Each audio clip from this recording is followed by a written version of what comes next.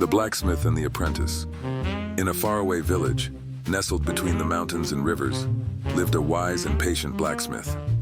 His hands, calloused from years of hard labor, skillfully hammered metal into beautiful swords and tools. Each creation was unique, with its own imperfections and beauty. Watching closely was a young apprentice who had a physical limitation, a weak arm that trembled with every swing of the hammer. One day, the apprentice, full of self-doubt, said, "I'll never be able to make swords like you. My hands are shaky and my arm is weak. You work with such skill and precision. I feel like a broken sword, unworthy and incapable of creating something beautiful. Why did God make me this way?" The blacksmith remained silent, continuing his work without offering any immediate advice. The young apprentice stood by, saddened by the lack of a response, watching the master's careful craftsmanship. That day, the blacksmith crafted 3 swords. The first was long and gleamed in the sunlight, clearly fit for a king's warrior. The second was sturdy, its heavy blade designed for strength rather than beauty.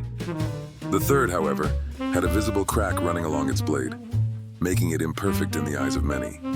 As the blacksmith placed the 3 swords on the rack, the apprentice, puzzled by the cracked blade, asked, "Master, why did you make this sword with such an obvious flaw? It will never be as valuable as the others."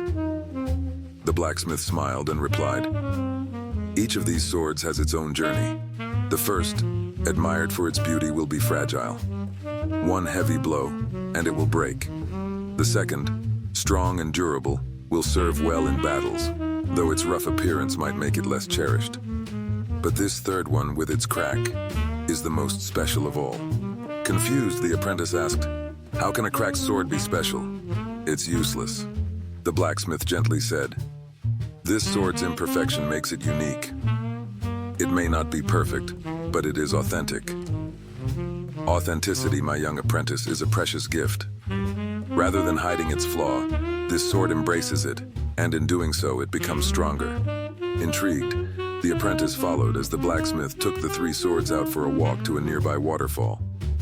Along the way, the first sword, proud of its beauty, shone brightly, but with every step, its sharp edge dulled, making it weaker. The second sword, though strong, was rough on the hands and difficult to carry.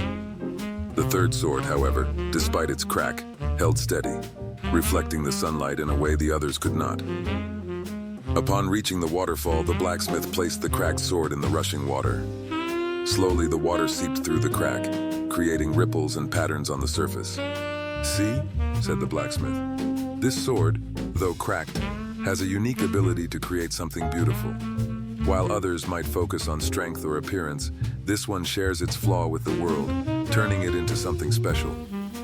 Days later, the water from the sword nourished the surrounding plants, bringing life to the once barren area. Sprouts bloomed, creating a small garden. The apprentice, looking at the vibrant sprouts, finally understood the master's wisdom. Just like the swords, each of us has imperfections. We can choose to hide them or embrace them.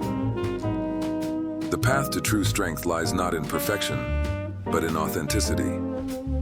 Our flaws, whether physical, emotional, or spiritual, can become our greatest assets, helping us grow and share our experiences with others.